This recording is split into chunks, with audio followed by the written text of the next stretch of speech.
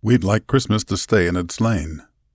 A baby, a manger, soft lighting, low expectations, something you can put on a mug without making anyone uncomfortable. Silent night energy. Don't ask too many questions. Just admire the scene and move on. But the problem with that is that the manger was never meant to stand alone. The baby didn't show up as a surprise plot twist God figured out later. Jesus was not born just to be sweet or symbolic or vaguely inspirational. He was born already headed somewhere. The cross wasn't an interruption. It was the reason, which makes Christmas heavier and better. John 3:16 doesn't start at Easter. It starts in Bethlehem. For God so loved the world. Not tolerated, not put up with. Loved, actively, intentionally, knowing exactly how messy this world is, and choosing it anyway. That He gave His one and only Son.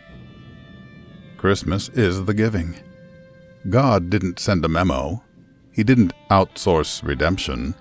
He didn't stand at a distance and yell encouragement. He gave His Son, which means the manger already carries the weight of the cross, whether we like to think about it or not. We love the birth story because babies feel safe.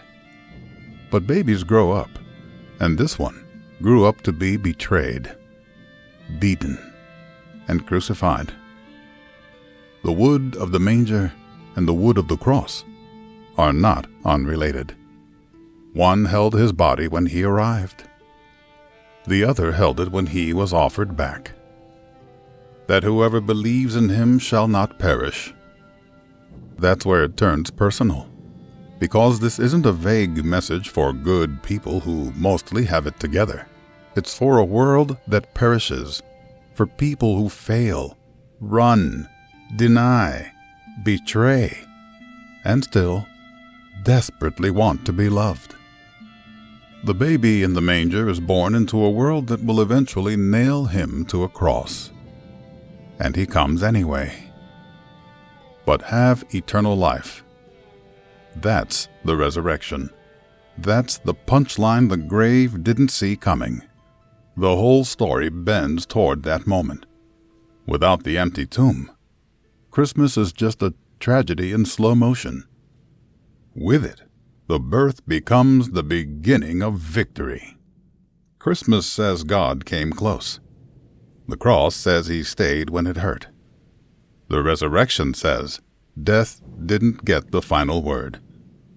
So when we celebrate Christmas, we're not just celebrating that Jesus was born. We're celebrating that He was willing to die and powerful enough to rise, that love didn't flinch, that light didn't back down, that hope didn't stay buried. And yes, it's a little unsettling, because it means the cute baby in the manger is also the risen King. The silent night leads straight to a loud resurrection morning. The cradle points to the cross, and the cross points to the empty tomb. That's not a Hallmark story. That's a rescue mission. And somehow, impossibly, it started with Jesus as a baby sleeping in a feeding trough, because love doesn't arrive looking impressive. It arrives determined. And that's why Christmas matters.